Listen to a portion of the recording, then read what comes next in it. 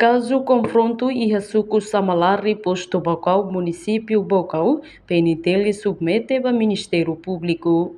Comando PNTL Lihusi chefe Departamento Investigação Criminal Nacional, Superintendente Polícia João Belo dos Reis informa, a jornalista Cira, quarta-feira iha Comando Geral PNTL que coledili, kata relaciona o caso nebe acontece iha suku Samalari. Comando PNTL município Bocau se submete ao Ministério Público, onde hala processo de investigação. Nihatete, Comando Geral PNTL, Simona relatório Rusi Comando PNTL município Bocau Katak, caso sunu uma iha Samalari, iha Loron Sanolo recém Lima fulang outubro tinane, envolve Rusi jovem em rua. Também PNTL parte investigação município Bocau, hala ona processo o autor, deve envolve iha caso onde apresenta ao Ministério Público.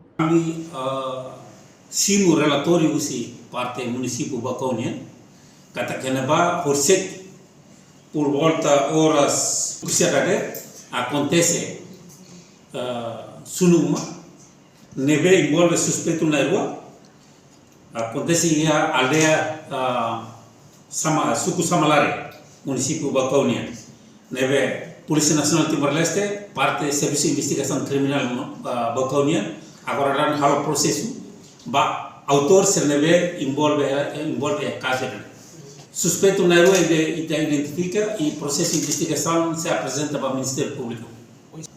Vítima canek identifica na mídia depois uma detenção. Motivo itu será detecta processo de investigação se determina se ela envolve a caso. Para processo de investigação se é muito envolve lá. Então morre-se a sociedade da neve precisa harmonia. Tamane cidadão apela para cidadão muito cara que é problema pessoal, problema com vizinho, problema entre família, resolve tudo dalam neve mahakmatek, para lá ele implica vai ter na família, vai ter na bairro, não vai ter estado. Antes iha Loron Sanolo recém-hat fulang outubro tinane, iha ona confronto iha suku Samalari, vítima ida kane grave, no ida kane kaman. Motivo husi confronto se dá o catene lolos. Também PNTL Bocau li husi investigação se processo rela caso onde hatene lolos se envolve e a caso refere.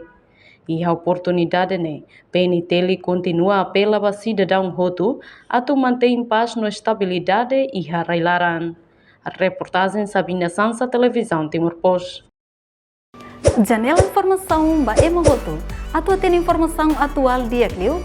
Kita haluha. Haneham botão subscribe, like. Halo comentário no faixa tutang ba media sosial Hoto.